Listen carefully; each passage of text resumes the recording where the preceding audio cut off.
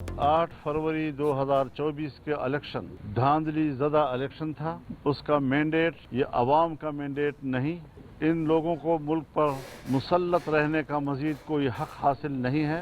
उनको फौरी तौर पर मुस्ताफ़ी होकर असर-नौ इंतखाबात का ऐलान कर देना चाहिए। इलेक्शन कमीशन अगर वाकई आज़ाद और ख़ुद मुख्तार है, अखलाकी तौर पर उसको फौरी तौर पर मुस्ताफ़ी हो जाना चाहिए।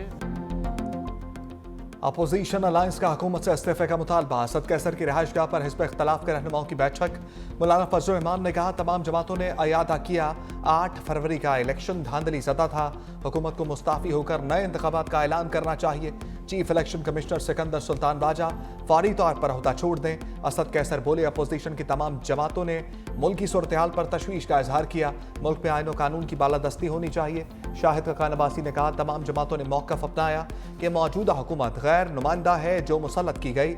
इत्तफाक किया कि नए इंतखाबात ही मुल्क को मसाइल से निकाल सकते हैं। इत्तफाक किया गया कि सियासी कैदियों को फौरी रिहा किया जाए। पीका जैसे काले कानून को फौरी तौर पर ख़त्म किया जाए।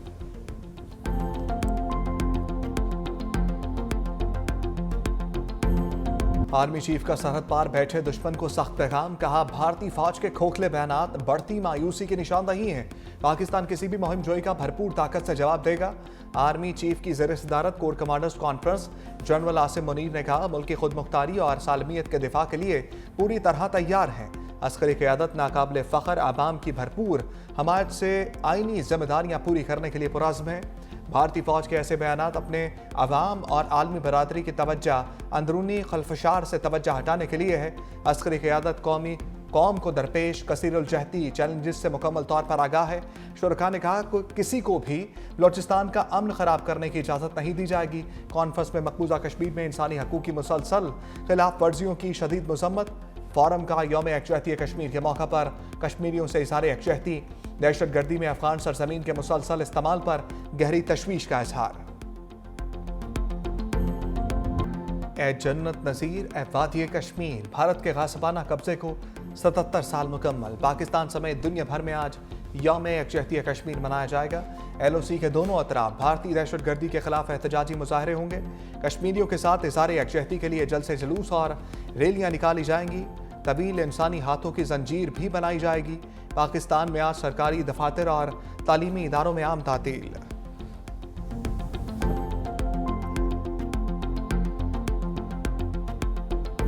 5 फरवरी यौम यकजहती कश्मीर ऐसा तारीख़ी दिन है जो अवाम पाकिस्तान और अहलियान जम्मू कश्मीर के लाजवाल मजहबी सकाफ़ती समाजी रिश्तों व हम आहंगी की पहचान है।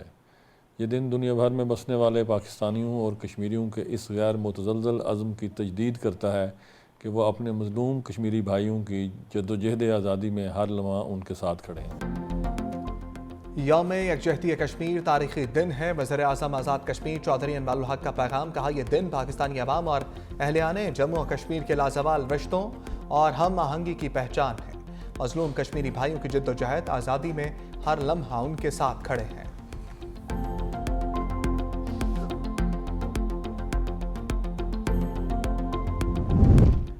पाक चीन दोस्ती नई बुलंदियों पर। सदर मुमलिकत आसिफ अली ज़रदारी सरकारी दौरे पर चीन पहुंच गए। बीजिंग एयरपोर्ट पर चीन में पाकिस्तानी सफ़ीर और पाकिस्तान में चीनी सफ़ीर चियांग जाए जोंग ने इस्तकबाल किया। वज़ीर दाखिला मोहसिन नकवी, वज़ीर आला सिंध मुराद अली शाह, शजील मेमन और नासिर हुसैन शाह भी हमरा। सदर मुमलिकत बीजिंग में चीनी हम मनसब और आला चीनी क़यादत से मुलाकातें करेंगे। एशियन विंटर गेम्स के इब्तिदाई तकरीब में भी शिरकत करेंगे। 2018 तक पाकिस्तान में दहशतगर्दी का खात्मा हो गया था, मुकम्मल तौर पर सफाया हो गया था। बदकिस्मती से चंद साल पहले एक हुकूमत ने इनको दोबारा पाकिस्तान आने दिया और आज दोबारा ये दहशतगर्दी ऊँट के सामने आई है। लेकिन मैं आपको यकीन दिलाता हूँ कि इंशाअल्लाह इन अजीम कुर्बानियों के नतीजे में ये दहशतगर्दी फिर खत्म होगी और दफन होगी। गुज़श्ता हुकूमत ने दहशतगर्दों को दोबारा पाकिस्तान आने का मौका दिया। वज़ीर आज़म शहबाज शरीफ का ओवरसीज़ पाकिस्तानी ग्लोबल फाउंडेशन से खिताब। कहा, दहशतगर्दों को बसाने से बढ़कर मुल्क दुश्मनी नहीं हो सकती। जवानों की कुर्बानियों से दहशतगर्दी का एक बार फिर मुकम्मल खात्मा करेंगे। बैरून मुल्क मुकीम पाकिस्तानी पाकिस्तान के सफ़ीर हैं। ग्रीन चैनल की दोबारा बहाली के लिए वज़ीर खजाना से बात करूंगा।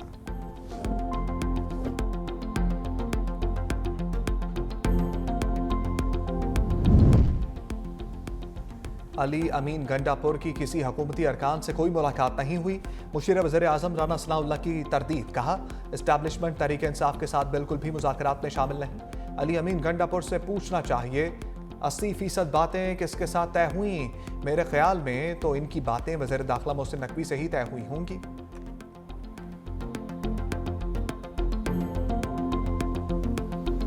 इस्लामाबाद हाई कोर्ट में जजेस सीनियरिटी तब्दील होने पर नई कशमकश। 5 जजेस ने सीनियरिटी लिस्ट के खिलाफ representation chief justice Islamabad high court को भिजवा दी। रिप्रेजेंटेशन की copy chief justice Pakistan Yahya Afridi को भी भिजवा दी गई। लिखा, जज जिस हाई कोर्ट में तैनात होता है उसी के लिए हलफ लेता है। आइन की मंशा के मुताबिक दूसरी हाई कोर्ट में ट्रांसफर होने का नया हलफ लेना पड़ता है। ट्रांसफर होने वाले जज की सीनियरिटी नए हलफ के मुताबिक तय होगी। रिप्रेजेंटेशन सीनियरिटी से मुताल्लिक है, तबादले से ताल्लुक नहीं। चीफ जस्टिस याहिया अफरीदी से जुडिशल कमीशन का इजलास मौखर करने की दरखास्त की है। राय के मुताबिक जस्टिस मोहसिन अख्तर कियानी, जस्टिस सरदार एजाज इसाक खान और जस्टिस बाबर सत्तार शामिल, जस्टिस तारिक महमूद जहांगीरी और जस्टिस समन रफत इम्तियाज भी रिप्रेजेंटेशन का हिस्सा।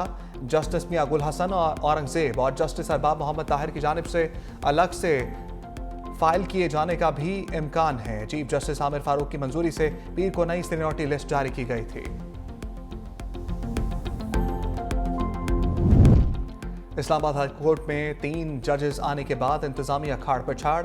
जस्टिस मोहसिन अख्तर कियानी की जगह जस्टिस सरफराज जोगर, इंसदादे दहशतगर्दी और एहतसाब अदालतों के इंतजामी जज तैनात। जस्टिस मियां गुल हसन औरंगजेब की जगह justice Azam Khan district courts waste के इंतजामी जज। जस्टिस अरबाब मोहम्मद ताहिर को FIA कोर्ट्स का इंतजामी जज लगा दिया गया। चीफ जस्टिस आमिर फारूक की मंजूरी से ऑफिस ऑर्डर जारी। बानी के खत पर पार्टी चेयरमैन बेखबर। बैरिस्टर गौहर कहते हैं, बानी पीटीआई का आर्मी चीफ को लिखा खत देखा न पढ़ा। बानी ने बताया उन्होंने आर्मी चीफ को खत लिखा, मंदरजात भी खुद पढ़कर सुनाए। अगर उनकी तरफ से खत पर रिस्पांस आता है तो खैर मकदम करेंगे। जनरल आसिम मुनीर से एक मीटिंग हुई थी जो अमन व अमान पर थी, इसके सिवा कोई मीटिंग नहीं हुई।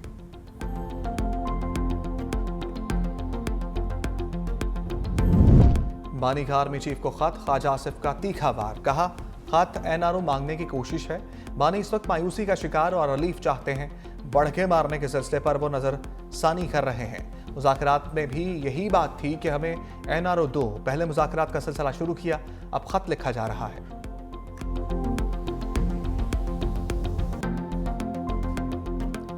बाज़ औक़ात मुल्क दुश्मन एजेंसियां सिविलियंस को इस्तेमाल करती हैं। जस्टिस हसन अजहर रिजवी के रिमार्क्स। कहा, आर्मी एक्ट की शिक 21D1 और 21D2 को कलअदम करार दिया गया। ऐसे में तो दुश्मन एजेंसियों के लिए काम करने वालों का मिलिट्री ट्रायल नहीं हो सकेगा। जस्टिस मोहम्मद अली मजहर ने रिमार्क्स दिए कि आर्मी एक्ट का तलाक इस वक्त होता है जब सिविलियन आर्म्ड पर्सनल को उकसाने की कोशिश करे। जस्टिस जमाल मंदोखेल ने सवाल किया, आर्मी एक्ट के मुताबिक फौजी अदालतों ने के क्या इख्तियारात हैं? फौज से बाहर का शख्स सिर्फ जुर्म की बुनियाद पर फौजी अदालत के जुमरे में आ सकता है। जस्टिस अमीनुद्दीन खान ने रिमार्क्स दिए कि कानून को उसके गलत इस्तेमाल पर कलअदम करार नहीं दिया जा सकता। सलमान अकरम राजा ने दलाइल दिए, ब्रिगेडियर रिटायर्ड FP अली को ज़ियाउल हक ने मिलिट्री अदालत से सज़ा दी, फिर वही ज़ियाउल हक जब आर्मी चीफ बने तो सज़ा ख़त्म कर दी। जस्टिस मंदोखेल ने कहा, हो सकता है कि ज़ियाउल हक ने बाद में सोचा हो पहले जो हुआ वो गलत था।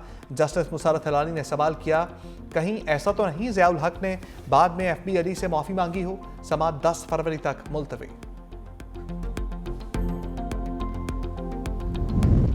पीका एक्ट के खिलाफ अदालती दरवाजे पर दस्तक। पीका एक्ट में तरमीम सुप्रीम कोर्ट में चैलेंज। दरखास्त गुजार ने मौक़िफ़ इख्तियार किया कि पीका एक्ट की शिकें आज़ादी इज़हार राय के बुनियादी हक के खिलाफ और आइन से मुतसादिम है। फुल कोर्ट बनाकर पीका एक्ट की शिकों का जायज़ा लिया जाए। सदर पाकिस्तान, स्पीकर कौमी असम्बली, चेयरमैन सेनेट और सेक्रेटरी कानून फरीक। पीका तरमीमी एक्ट सिंध हाई कोर्ट में भी चैलेंज। मौक़िफ़ अपनाया गया कि हुक्काम को सोशल मीडिया प्लेटफॉर्म से मवाद हटाने और ब्लॉक करने का अख्तियार दे दिया गया। पीका तरमीमी एक्ट के section 2R sub section 1H में झूठी या जाली का लफ्ज इस्तेमाल नहीं किया गया।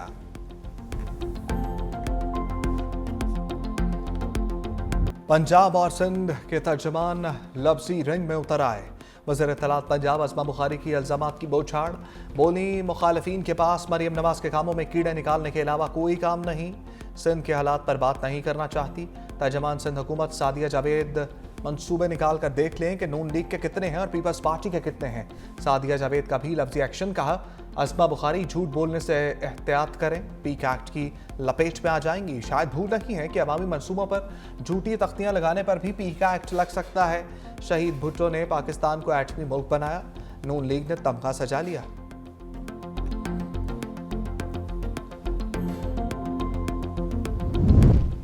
दुनिया भर में सबसे सस्ता हज पैकेज दे रहे हैं।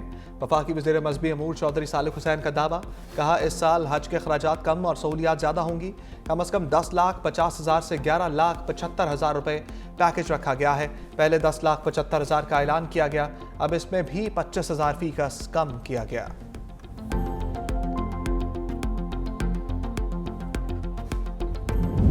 सरमाएकारों का मुनाफा खसारे के सैलाब में बह गया। स्टॉक मार्केट में 809 पॉइंट्स की कमी, 100 इंडेक्स 1,11,935 पर आ गया।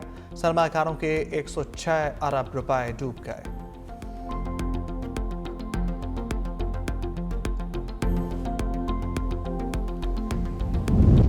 PSL 10 के लोगों की रोनुमाई, इवेंट के 10 साला सफर को खराज तहसीन पेश।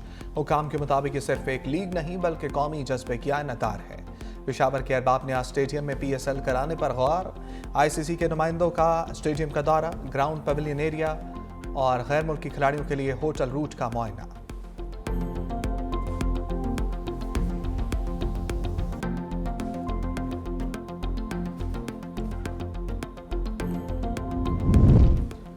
चैंपियंस ट्रॉफी के लाहौर में जलवे चमचमाती ट्रॉफी की गवर्नमेंट वुमेन कॉलेज गुलबर्ग और निजी यूनिवर्सिटी में रोनुमाई। तलबा की बड़ी तादाद ट्रॉफी के देखने उमड़ आई, तस्वीर और सेल्फियां भी बनवाई।